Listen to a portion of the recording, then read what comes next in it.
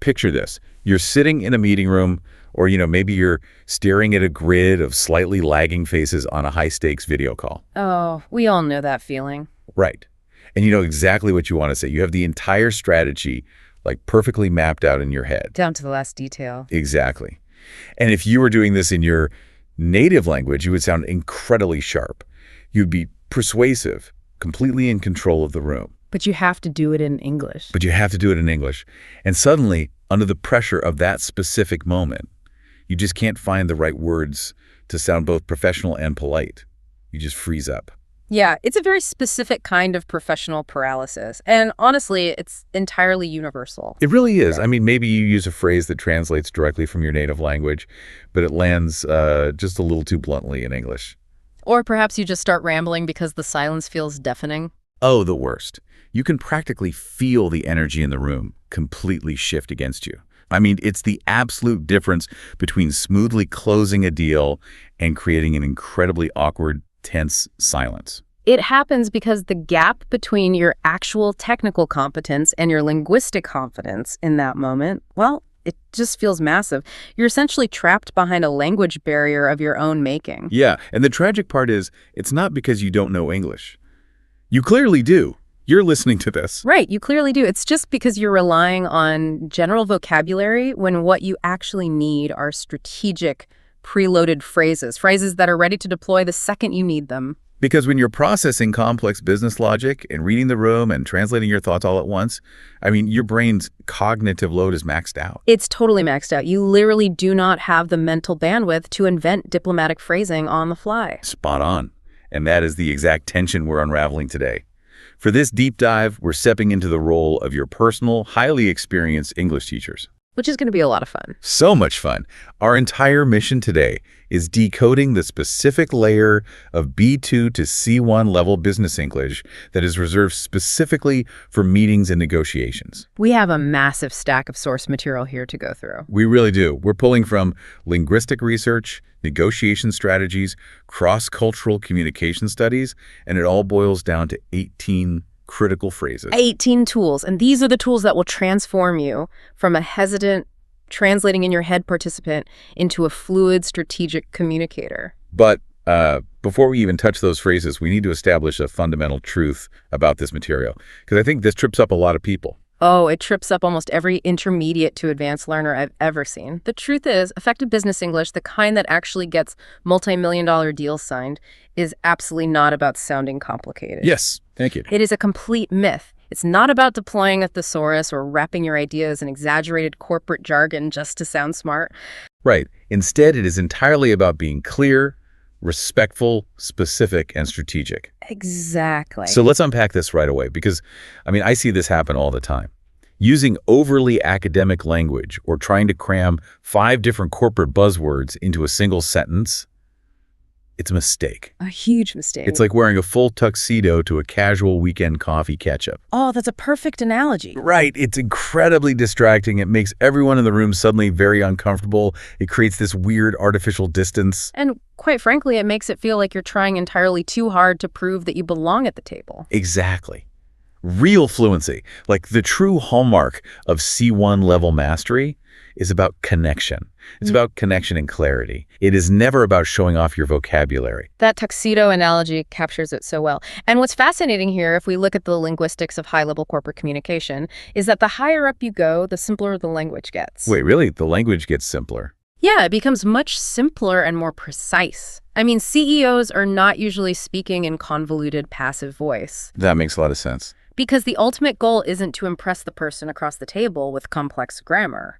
The goal is to systematically remove friction from the communication pipeline so the actual business can happen. So if your language is creating friction, even if it is grammatically flawless, it's failing. Exactly. It's failing. So what does this all mean for you, the listener? Well, it means you can take a massive deep breath. Seriously. Relax. You do not need to memorize 1,000 esoteric vocabulary words before your presentation tomorrow. You just need the right tools for the right moments. And every successful negotiation, every productive meeting, it starts with a solid foundation. Which naturally brings us to the opening phase of any interaction. Because if the opening is messy or if it's vague or socially awkward, The rest of the meeting is going to be a steep uphill struggle. Yeah, you're digging yourself out of a hole from minute one. You have to transition people from whatever stressful task they were just doing into the present moment. Right. So let's look at the exact psychological and linguistic tools needed to open strong. Let's set the agenda. The first phrase from our sources is almost deceptively simple. It really is. It's just, thanks for joining today. Really. That's it. Thanks for joining today. Our materials highlight that this is a polite, natural, neutral, and highly professional way to begin, whether you're in a boardroom or logging on to a video call. But why is something so basic so critical? I mean, it feels almost too simple. Well, it comes down to the underlying psychology of professional goodwill. Think about what you're actually doing when you start a meeting by saying, thanks for joining today. I know everyone has an incredibly busy schedule. You're acknowledging their time. Exactly. You are fundamentally acknowledging the reality of their workload. You're validating their time before you make a single demand on it. And in a lot of high-context business cultures, right, diving straight into the numbers without doing that is perceived as deeply arrogant. Very arrogant. By opening with gratitude, you instantly build a foundation of psychological safety. You're pausing to recognize that they made a choice to be here. It's essentially taking a collective breath before you dive underwater. Like, if you and I are jumping on a call to review a struggling project, and I just start with, we need to fix the budget, your defenses immediately go up. Oh, absolutely. I'm instantly stressed. But if I start by saying, thanks for joining today, I would really like to keep this focused so we can all get back to our day, your immediate response is likely going to be relief. Yeah, I'd probably say something like, sounds good, what's the main objective? Exactly. It completely smooths out the friction. But that leads to the next hurdle. When someone asks about the objective, you cannot be vague. No, vagueness is the enemy. Which introduces the second vital tool. The phrase is, the goal of today's meeting is. Yes, the direct framing of purpose. The goal of today's meeting is, this is strictly professional, highly direct, and utterly indispensable. I know you love this phrase. I cannot emphasize enough how much I love this phrase. Using this is exactly like putting a specific destination into your car's GPS before you put the car in drive. That's a great way to think about it. It completely eliminates the dreaded phenomenon of the vague meeting. You know exactly the type of meeting I'm talking about. Oh, we've all been there. You sit there for 45 minutes looking around the room, secretly wondering, why am I here? What are we actually trying to achieve? Am I supposed to be taking notes? Right. If we connect this to the broader architecture of a negotiation, ambiguity is your absolute worst enemy in the opening minutes. Because human beings are wired to seek certainty, right? Exactly. When people don't know what the goal of a gathering is, their baseline anxiety spikes. They become defensive because they aren't sure what you're going to ask of them. Makes total sense. So by explicitly stating, the goal of today's meeting is to agree on the final delivery timeline, you completely remove that ambient anxiety. The parameters are locked in. So let's contextualize this. Imagine we're sitting down with two competing vendor proposals. If I say to you, the goal of today's meeting is to compare the two proposals and choose a direction, I have just handed you the map. Yep. I know exactly what success looks like for the next hour. Exactly.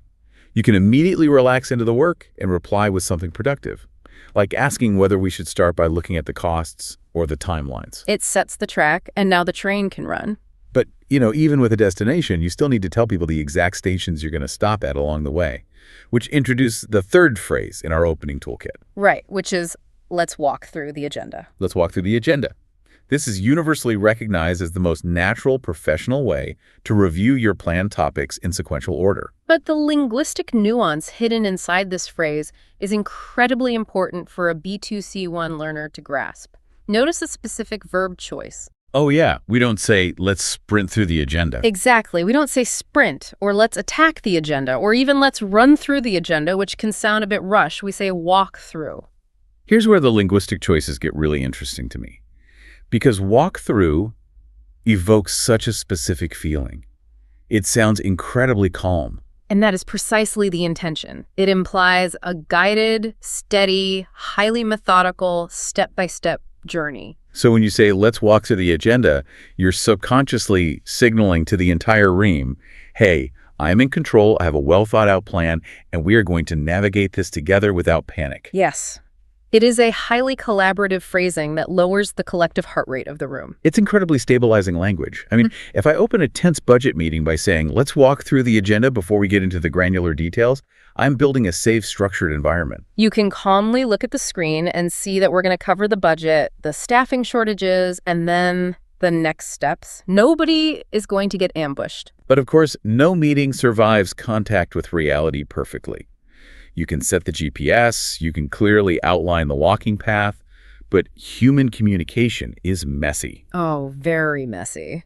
Conversations inevitably start to get confusing. People drift off topic, complex technical concepts get lost in translation, and misunderstandings just begin to compound. Inevitably. I mean, I have never been in a meeting that didn't threaten to go off the rails at least once, which means we have to transition our skill set from merely opening the meeting to actually managing the living flow of it. Because a meeting is a living organism. It can get totally derailed in a matter of seconds if you aren't paying attention. Right. And managing the conversation isn't about being bossy or slamming your fist on the table.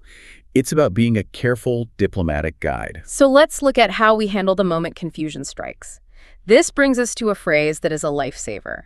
And that is, could you clarify what you mean by? Could you clarify what you mean by? This should be your absolute go-to diplomatic tool for asking for clearer explanations when something a counterpart says is vague or confusing. Okay, but I am going to push back on this one a little bit. As a language learner, my instinct is efficiency.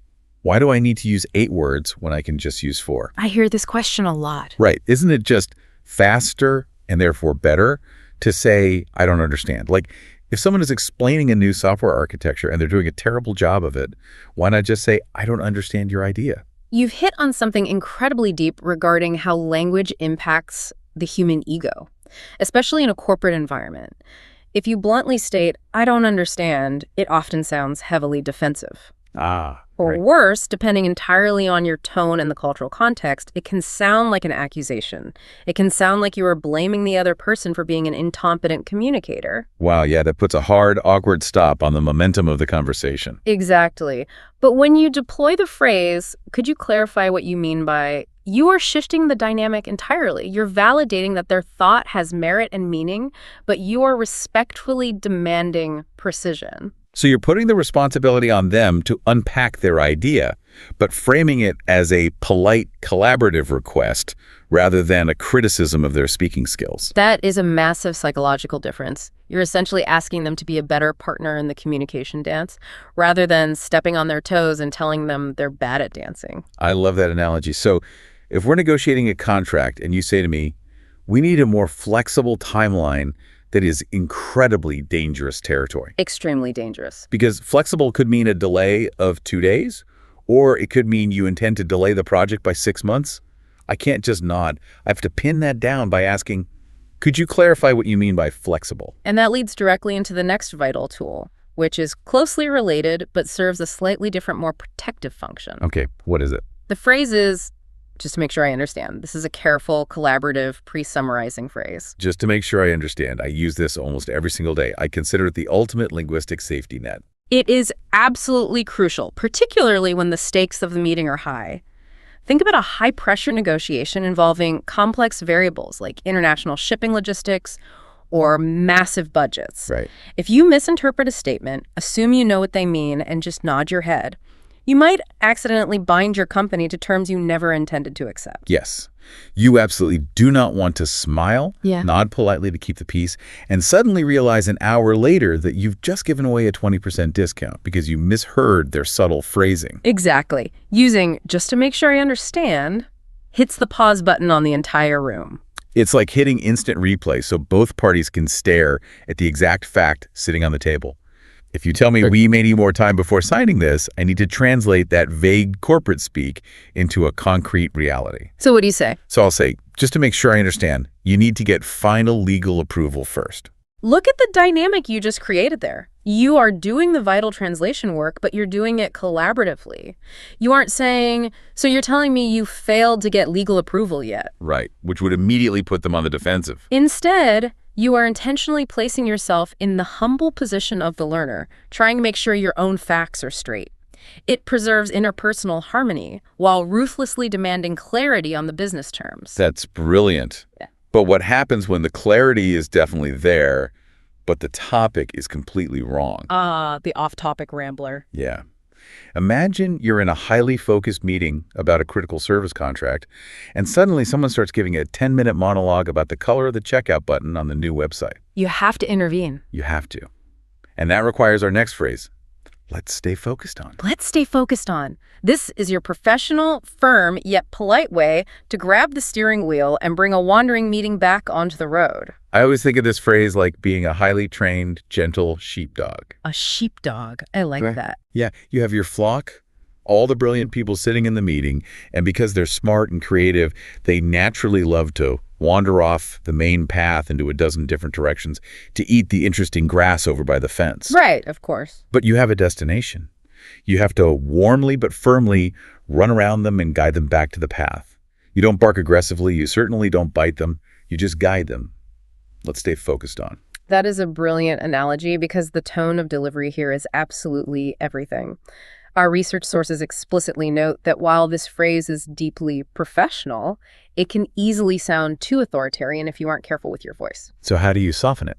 You must use a warm, inviting tone. The best practice is to validate the distraction before you redirect it. Let's play that out. If we're supposed to be finalizing a vendor contract, and you suddenly say, we should really be redesigning the customer portal while we do this. A massive distraction. Right. I can't just say, stop talking about that. I need to be the sheepdog. So I'll say, that's a really important point about the portal, but let's stay focused on the contract terms for today. Perfect.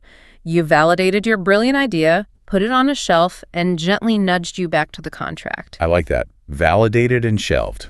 If you look at the broader strategy of C1 communication, managing the conversation is essentially about managing two things simultaneously, attention and emotion. You're keeping the intellectual attention firmly on the goal while keeping the emotional state of the room calm and validated. Okay, so we've kept the meeting focused. We've clarified all the vague, dangerous points. But keeping a meeting highly focused inevitably means we're going to run headfirst into differing opinions. Yes, the conflict phase. We are moving from managing information to managing friction.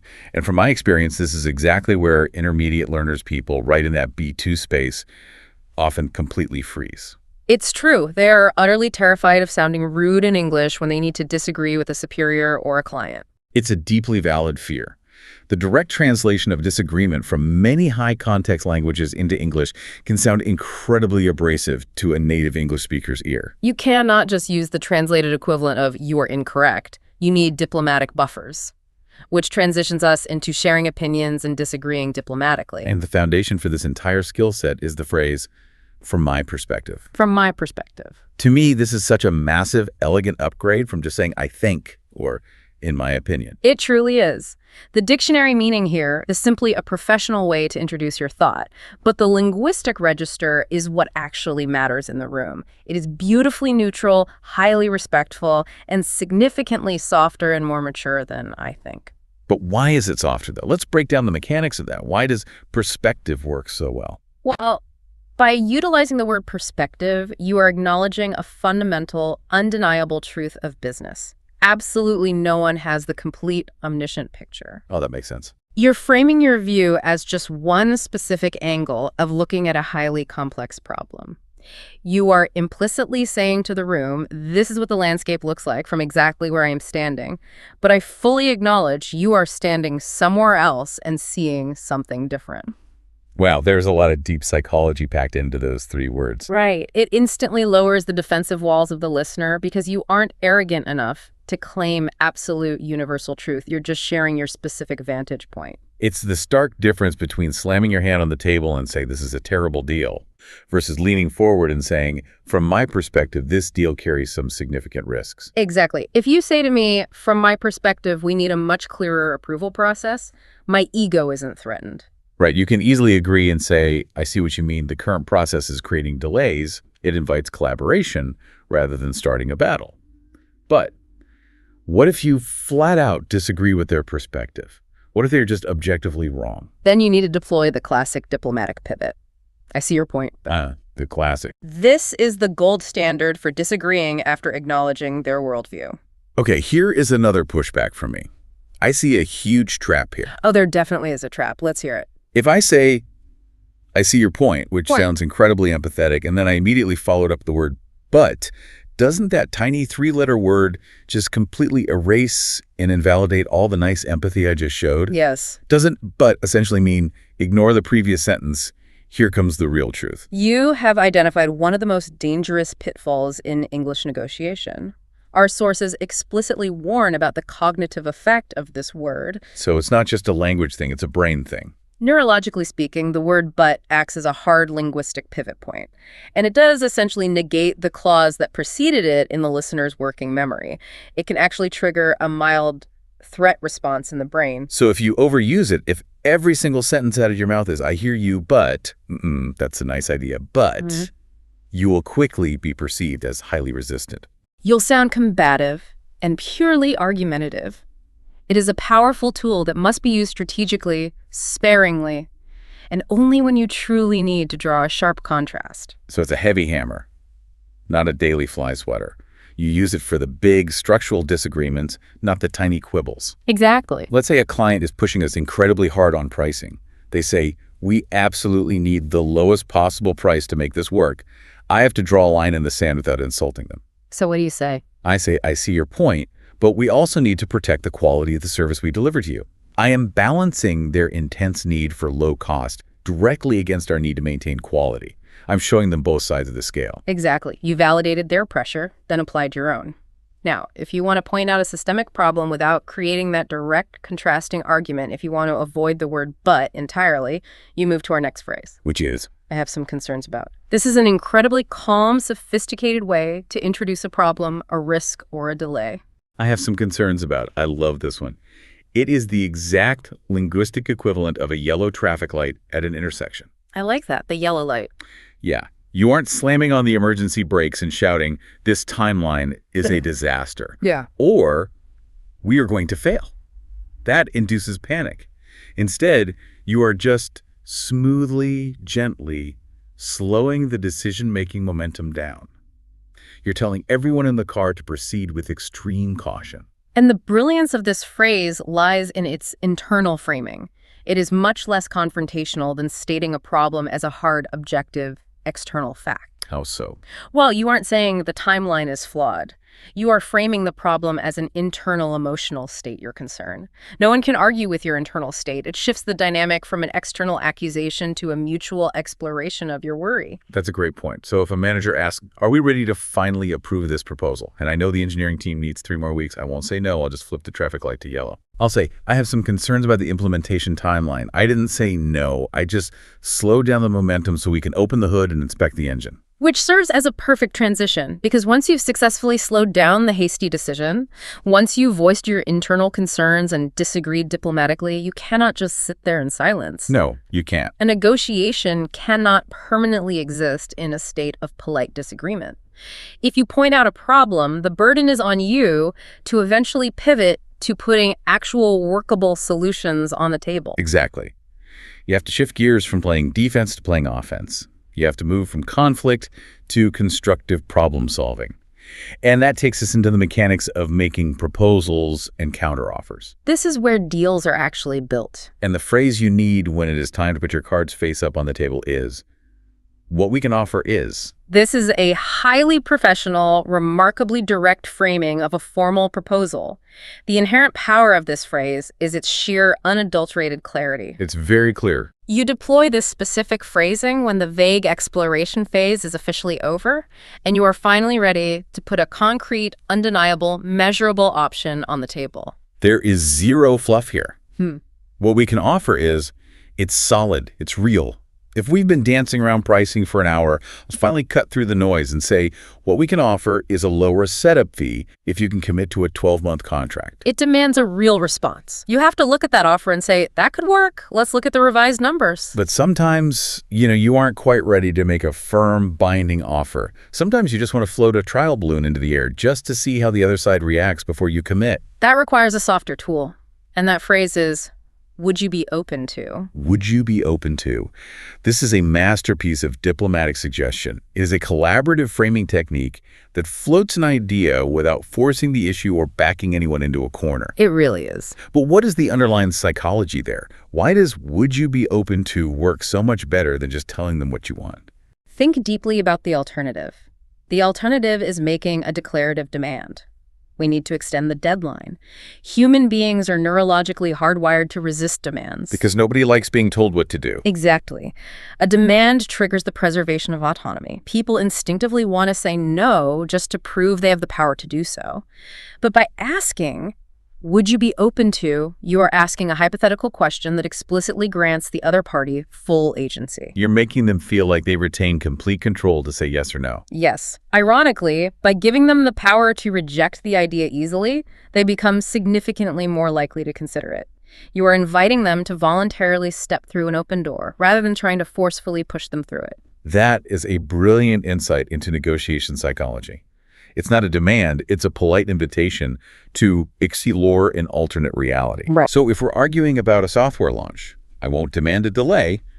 I'll ask, would you be open to a phased rollout instead of a full launch? I floated the balloon. And instead of shooting it down, you might just add a string to it and say, yes, I'd be open to that, but only if the first phase includes our highest priority features. And look at that. We're negotiating now. We are. Which brings us to the absolute, undisputed golden rule of all negotiations, the phrase that anchors everything. And that is, if we agree to that, we would need. If we agree to that, we would need. This is a classic conditional phrase, linguistically connecting a concession directly with a requirement. And you're absolutely right. This is the structural load-bearing foundation of all successful negotiation. It is the golden rule. Concession plus condition. You never, ever, under any circumstances, give something away for free without getting something of equal value in return. If you do, you aren't negotiating. You're just surrendering. If the client wants a massive discount, they have to buy more volume. If they want the delivery incredibly fast, it is going to cost them significantly more money. You link your concession to their cost with an unbreakable linguistic chain. If we do X for you, we need Y from you.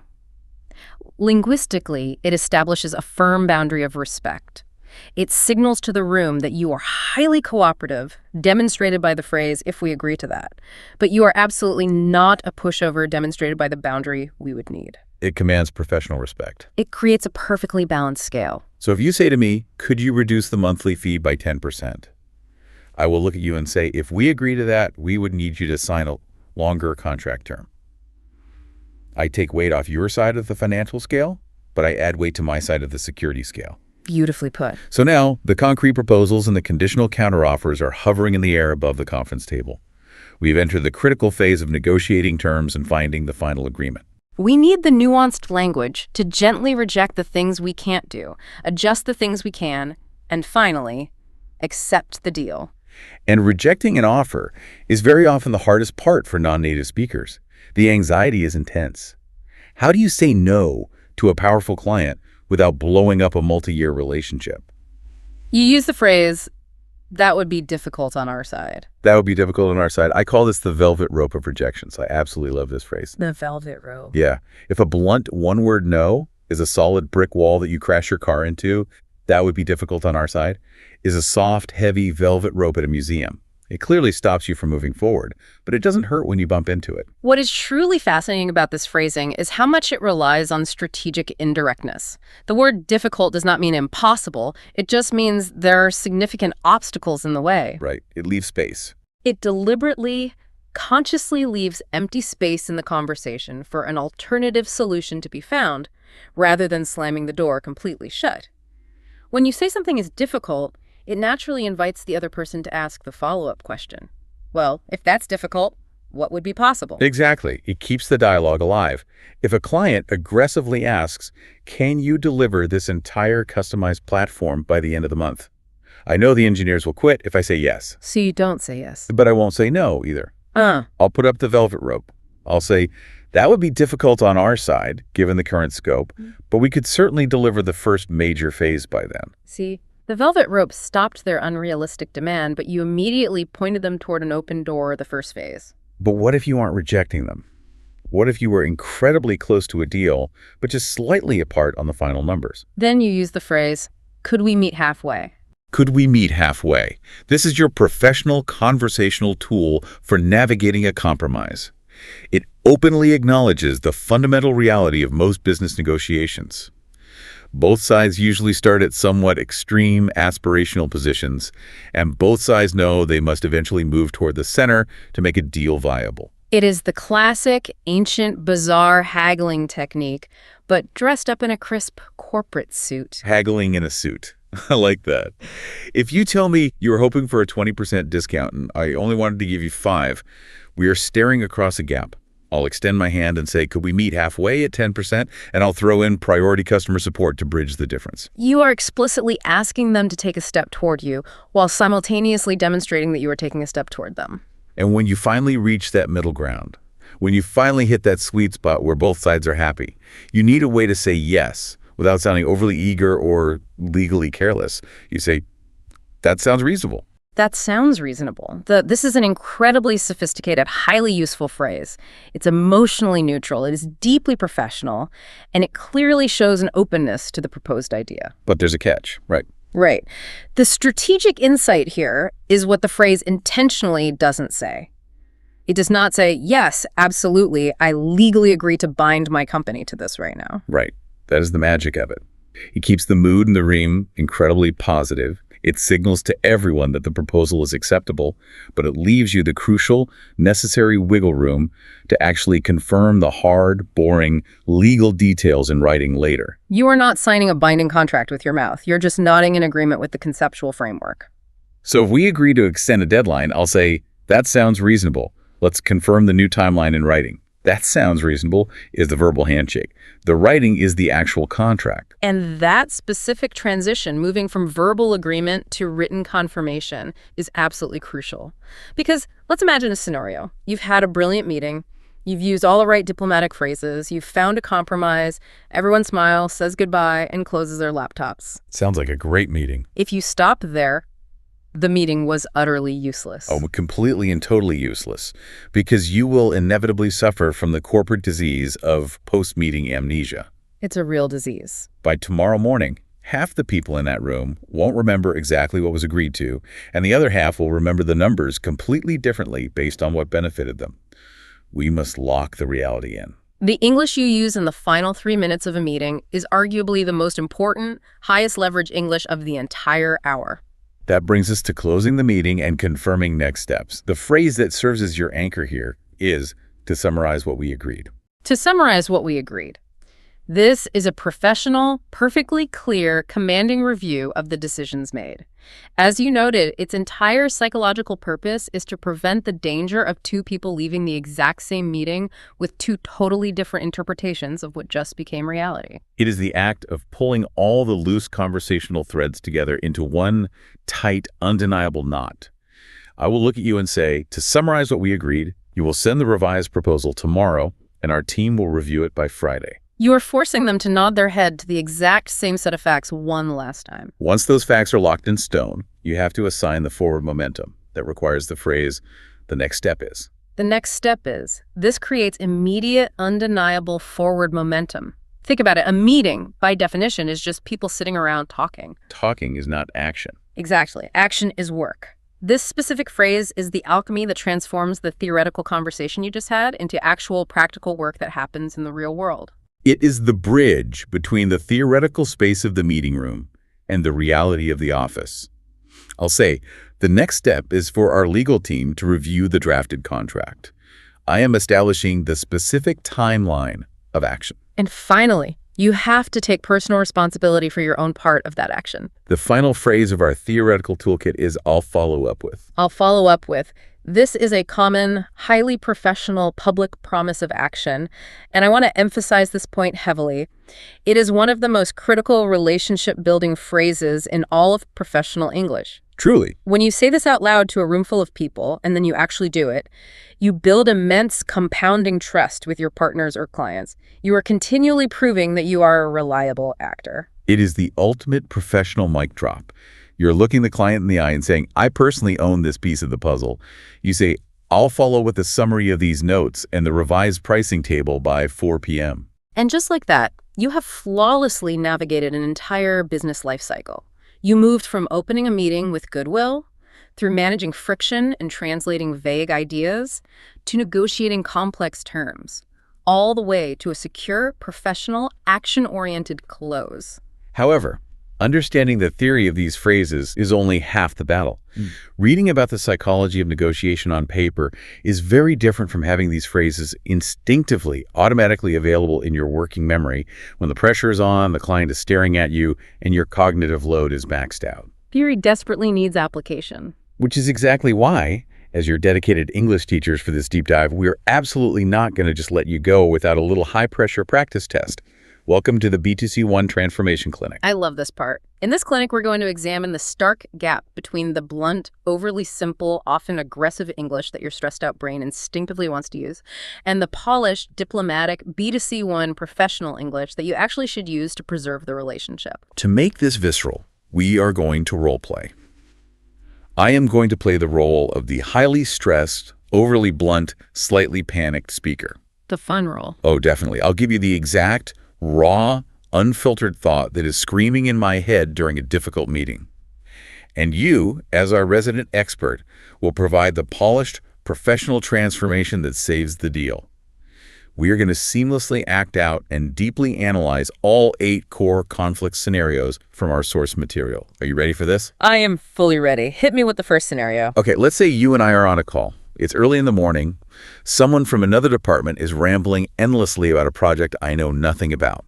I am confused, I'm behind on my own work, I am getting impatient, and I just want to know why I am required to be on this call. Setting the scene. My brain wants me to unmute my microphone and bluntly say, "What is this meeting about?" If you say that, you damage the relationship. Instead, take a breath and use the B2-C1 transformation. You say, "Could you clarify the main objective of today's meeting?" Oof, yeah, hearing them back to back is painful. What is this meeting about? Well, it sounds like a direct personal attack. It sounds like I am aggressively accusing the host of stealing my valuable time. It just radiates impatience and disrespect. That's exactly the issue. The simple, stressed version attacks the person leading the meeting. The transformed version, "Could you clarify, the main objective of today's meeting," addresses the process of the meeting. Process over person. Exactly. By using the elevated vocabulary of clarify and objective, you shift the register from conversational annoyance to a high-level professional inquiry. You sound like a leader trying to help, rather than a teenager complaining about being in class. That makes perfect sense. Let's move to the next scenario. A vendor is pitching a highly complex software integration to me. I am completely lost in the technical jargon.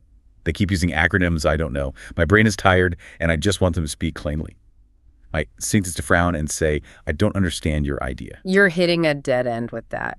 The polished transformation is to lean forward and ask, "Could you clarify what you mean by that?" We touched on the psychology of this earlier, but hearing it applied in a frustrating scenario really highlights the power of it. Saying, "I don't understand your idea," makes me sound either unintelligent, which I don't want, or terribly stubborn, which I also don't want. Right.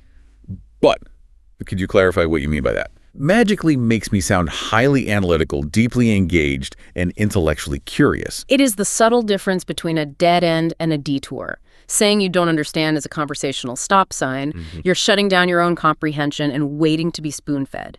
Asking for clarification keeps the momentum moving by putting the ball back in their court, asking for more detail, rather than advertising your own confusion. Okay, this next one is a genuinely spicy scenario. We're sitting in a room looking at a massive spreadsheet. You are the vendor.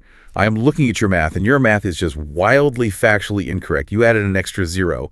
I want to point it out immediately. I point at the screen and say, "You are wrong about the price." You've just dropped a bomb on the table. Instead, you need to use the diplomatic transformation.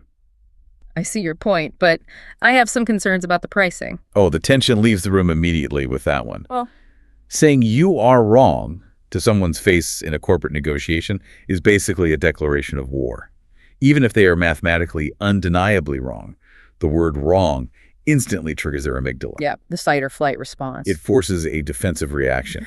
They will fight me just to save face, even if they know the math is bad.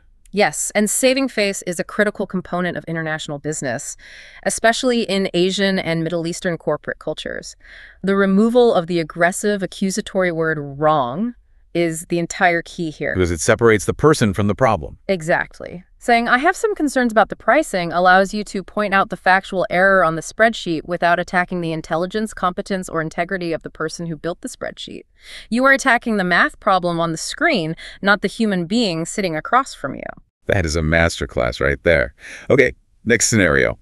The client asks for a custom feature that is literally physically impossible for our engineering team to build by next month. I know it's impossible, so I cross my arms and say, we cannot do that. You've just built a brick wall. The B2-C1 transformation requires the velvet rope. You say, that would be difficult on our side, but we could explore another option. We cannot do that. It just stops the negotiation cold. It leaves nowhere to go. We just stare at each other in silence. The crucial deal-saving addition in the transform version is that second half, but we could explore another option. You are softening the harsh no by framing it merely as difficult.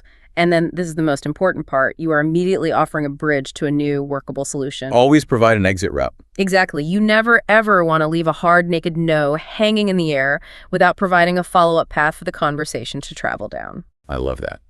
Let's move to a classic haggling scenario, where at the end of the deal, I want to pay less money. I feel like I have the upper hand. I look them right in the eye and make a demand. Give us a discount. You sound like a mobster. I really do. The professional transformation relies on our golden rule. You ask, would you be open to adjusting the price if we commit to a longer term? Wow. Hearing "give us a discount" out loud really exposes how childish it sounds. It is a pure, unadulterated demand. It's like a child asking a parent for candy. It offers absolutely zero business value in return for the money I'm asking for. That is precisely why it fails at the executive level. The polished version utilizes the concession plus condition framework. By changing the blunt, give us a discount, to the collaborative, would you be open to adjusting the price, you successfully soften a rigid demand into a fluid, collaborative trade. And the condition seals it. Right. By adding the condition, if we commit to a longer term, you demonstrate that you fundamentally understand that business is a mutual exchange of value. You aren't begging, you're trading. All right, let's turn the tables. Let's say I actually do have all the leverage. I am the massive buyer. You are the small vendor. I know you desperately need this deal to make your quarterly numbers. So I lay down my heavy terms and say, we want this, and you must accept it. That is toxic leadership. Ouch. The professional transformation, even when you have all the leverage in the world, is if we agree to that, we would need confirmation on the timeline. Saying you must accept it makes me sound like a movie villain. It's a raw ultimatum. And if there is one thing I've learned, it's that human beings deeply, fundamentally hate ultimatums, even when they have absolutely no leverage to fight back. Because an ultimatum destroys autonomy, and it permanently damages the long-term working relationship. Even if the vendor is forced to accept your harsh terms today because they need the money, they will resent you tomorrow. And they'll look for an opportunity to leave. They will absolutely look for an opportunity to leave you or overcharge you in the future. The conditional phrasing, if we agree to that we would need, still firmly asserts your power and dictates your requirements, but it does it entirely through the civilized framework of mutual agreement. It projects strength, but it maintains respect. That is profound. You can be incredibly firm without being a tyrant. Oh. Okay, we're nearing the end of the clinic. We've been sweating in this room for an hour. We finally get to a number we both can live with. I am exhausted. I throw my hands up in the air, sigh, and say, fine, we agree. You've just ruined the momentum of a win. The transformation to maintain your executive presence is, that sounds reasonable. Let's confirm the next steps in writing. Fine, we agree. It just sounds so defeated. It sounds like you completely wore me down and I just gave up. It lacks any sense of professional victory or mutual benefit. And practically speaking, it is legally dangerous. Saying we agree sounds casually binding in a way that might make your legal team very nervous. Very true. Replying with, that sounds reasonable, maintains a calm, unbothered, highly professional demeanor. It signals that the negotiation was a success without making you sound desperate, relieved, or utterly exhausted. And the immediate pivot to in writing physically protects you and your company from any last-minute misunderstandings or convenient memory lapses from the other side. Okay, the final scenario. The meeting is over. We're standing up. I need the vendor to send me the massive pile of documents we just talked about. I look at them and say, Send me everything later. The polished C1 transformation to ensure you actually get what you need is, could you follow up with the revised proposal and action items? Send me everything later is a direct order to someone who doesn't even work for me. And the word everything is a black hole of vagueness. It is a recipe for operational disaster. If you vaguely ask for everything later, I guarantee you will receive a messy, disorganized email 3 days from now with half the necessary attachments missing. Yeah. The polished version demands specific, measurable deliverables, the revised proposal, and action items. And by framing this assignment as a polite question, could you follow up with, it serves as the universally accepted professional way to assign a concrete task to someone who sits completely outside of your direct corporate chain of command. That transformation clinic was incredibly illuminating. Hearing the blunt panic version right next to the polished strategic version really highlights the immense invisible power of linguistic register and tone. It's day and night. You're communicating the exact same underlying mathematical or business concept in both versions, but the specific packaging of the words completely fundamentally changes how your message is received and processed by the human brain sitting across from you. And mastering that specific packaging is very often the invisible difference between a stalled, frustrating career and a wildly successful, upwardly mobile trajectory in international business. All right, let's bring this all together into a cohesive whole for our listener. We have covered an immense amount of psychological and linguistic ground today. We've built an entire toolkit from scratch. A very powerful toolkit. We started by recognizing that you have to open with goodwill, acknowledging the human beings in the room with a simple, "Thanks for joining today," before immediately setting the GPS destination of the meeting by stating, "The goal of today's meeting is," and calming the room down by offering to walk through the agenda. From there, we explored how to expertly manage the chaotic flow of a meeting, preserving everyone's ego by asking, "Could you clarify what you mean?" instead of saying, "I don't understand." Right. We built a safety net with, "Just to make sure I understand," and learned how to act like a gentle sheepdog, bringing distracted people back to the path by saying, "Let's stay focused on." Then we waded into the dangerous waters of friction and disagreement, learning to lower defensive walls by presenting our views gently with, "From my perspective." Carefully wielding the neuroscience of the word "but" when we say, "I see your point, but," and deploying the yellow traffic light of, "I have some concerns about," to slow down bad decisions without starting a fire. Which allowed us to pivot to offense, putting concrete solutions on the table with, what we can offer is opening collaborative doors with, "Would you be open to?" and enforcing the golden rule of mutual exchange by saying, "If we agree to that, we would need." We navigated the tricky final hurdles by raising the velvet rope with, "That would be difficult on our side," finding the middle ground with, "Could we meet halfway?" and safely accepting the premise with, "That sounds reasonable." Finally, we cured post-meeting amnesia by locking in reality with, to summarize what we agreed, generating forward momentum by defining the next step is, and building ultimate professional trust by promising, "I'll follow up with." This entire journey reinforces our core foundational message for you today. Clear, respectful, specific, and strategic language beats complex, bloated jargon every single time. You do not need a bigger vocabulary. You need a more strategic one. So here is your practical application. Here is your homework. Because we stepped into the role of your teachers today, and teachers always assign homework. Absolutely. But I do not want you to look at this transcript and try to memorize all 18 of these phrases by tomorrow morning. That is a recipe for cognitive overload, and you will just freeze up again. Don't do that. Instead, I want you to look back over this deep dive. Choose exactly 5 phrases, just 5, that feel deeply authentic and natural to your personal communication style. Write those 5 phrases on a brightly colored sticky note. And put that sticky note directly on the bezel of your computer monitor. Yes. And consciously, intentionally force yourself to use those 5 phrases in your very next real-world meeting or negotiation. Just watch what happens to the energy in the room. The change in how people respond to your presence, how they respect your boundaries, and how willing they are to collaborate with you will be immediate and palpable.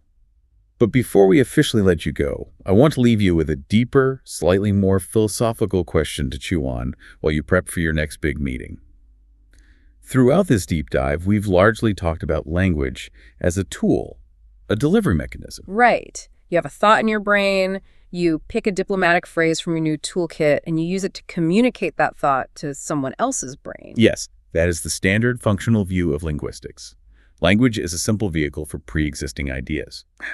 But there's a fascinating concept in the deeper realms of linguistics, often related to the Samper-Whorf hypothesis, that suggests language doesn't just passively describe reality, it actually actively shapes it. Oh, this is an interesting concept. The words you use literally shape the boundaries of how you are capable of thinking. So here is the provocative thought for you to mull over.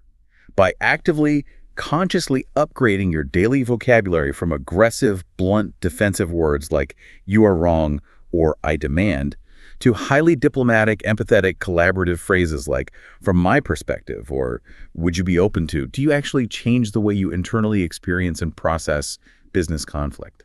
You're asking if the tool eventually rewires the user. If you force yourself day after day to speak the external language of collaboration, does it actually rewire your neural pathways to make you a fundamentally more collaborative, empathetic thinker on the inside? Does the linguistic tuxedo eventually change the nature of the person wearing it? Does deploying a calm, diplomatic phrase actually serve to cool the genuine anger or panic inside your own mind? That is a profound question to end on. Does speaking like a master negotiator actually transform you into a master negotiator inside your own head? It's a powerful idea. Think about that the next time you find yourself sitting in that high-stakes boardroom, your heart racing, searching for the perfect English words. You aren't just choosing a phrase to save a deal. You might actually be choosing your entire mindset. Good luck out there, and we will catch you on the next Deep Dive.